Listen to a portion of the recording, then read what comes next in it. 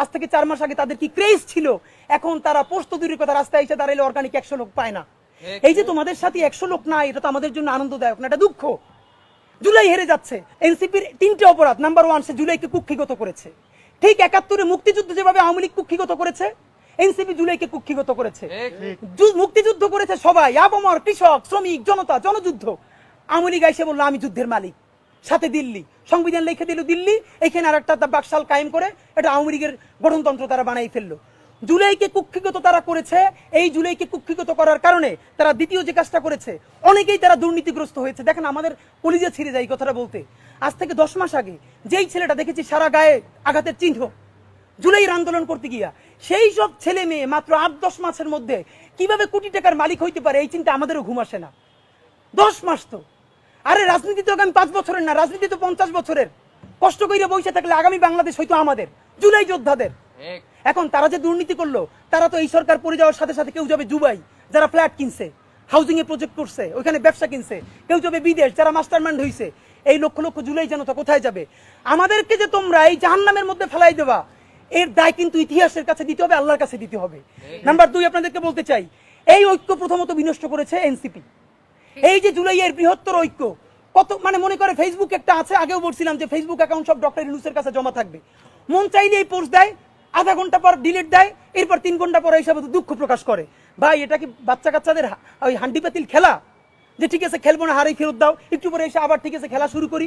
বাবা তুমি যদি ইমোশনাল হও, তোমার যদি কবি সাহিত্যিক আর্টিস্টিক সেন্সটা বেশি থাকে, তুমি যদি অভিমানী বালক হও, তাহলে তুমি নাটক করবা, সিনেমা করবা, থিয়েটার করবা, আর্ট কালচার করবা। তোমার উপদেষ্টা হওয়ার মতো সিরিয়াস দায়িত্ব কে নিতে বলছে? আমরা যখন এটা সমালোচনা করলাম, তাদের ভাই বন্ধুরা আমাদেরকে কিয়ামত করে সমালোচনা করলো।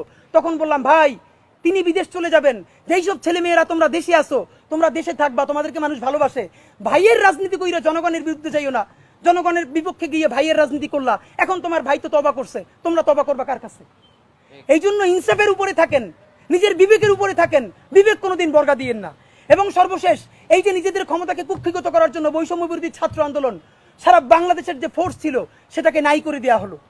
এই যে আপনার আজকে এনসিপি, তারা যদি বৈষম্য বিরোধী ছাত্র আন্দোলনটাকে আরো 6 মাসও টিকেই রাখতো, এই বৈশার পক্ষে দাঁড়াই আমরা আওয়ামী লীগ নিষিদ্ধ করতে পারতাম, জুলাইয়ের ঘোষণাপত্র দিতে পারতাম। কারণ এখানে ছাত্র দল ছিল, শিবির ছিল, সবাই মিলে ছিল। তো নিজের ক্ষমতাকে কুক্ষিগত করার জন্য কি করলা? কতক্ষণ শাহবাগের পক্ষে গেলা, বিপক্ষে গেলা, জামাত, হেফাজত, ইসলামপন্থীদের গাইলেইলা, আবার সরি বললা। দেখেন কি আফসোস, আজ থেকে 4 মাস আগে তাদের কি ক্রেজ ছিল, এখন তারা পোস্ত দূরের কথা রাস্তায় এসে দাঁড়াইলে অর্গানিক 100 লোক পায় না। এই যে তোমাদের সাথে 100 লোক নাই, এটা তো আমাদের জন্য আনন্দদায়ক না, এটা দুঃখ। জুলাই হেরে যাচ্ছে, সুতরাং এনসিপি কে এই দায় নিতে হবে। সর্বশেষ আমাদের প্রস্তাবনা বলি, এতক্ষণ সবাইকে বকাঝকা করলাম, সবাইকে বললাম কার কি দায় হয়েছে, কিন্তু জুলাইকে হেরে যেতে দিয়ে যাবেন। আপনাদেরকে একটা কথা বলি, এইবার যদি জুলাই হেরে যায়, আগামী 100 বছর এই দায় বাংলাদেশের জনপদকে বই বেড়াতে হবে। অগণিত মানুষ গুম হবে, খুন হবে, দুনিয়ায় নিউজ করার মতো কেউ থাকবে না। যেই সাংবাদিক বন্ধুরা এই নিউজটা পর্যন্ত করবে, সে মরে গেলে তাকে নিউজ করারও কেউ বাংলাদেশে ঠিক থাকবে না। সুতরাং প্রশ্ন হলো, বাংলাদেশ বেঁচে থাকবে কি থাকবে না? জুলাই বেঁচে থাকলে বাংলাদেশ থাকবে, জুলাই না থাকলে বাংলাদেশ থাকবে না। এই পক্ষে দাঁড়াইতে গিয়ে যদি এনসিপি তো গন কেস, এনসিপি নিয়ে আর কথা বলে কোনো লাভ নেই। যদি আমাদেরকে বিএনপির বিরুদ্ধে দাঁড়াইতে হয়, জামাতের বিরুদ্ধে দাঁড়াইতে হয়, আমরা সমস্ত জুলাই জনতা নিয়ে আবার মাঠে নামবো। কিন্তু সাবধান, দিল্লিকে নতুন করে আমরা ফিরে আসতে দিব না।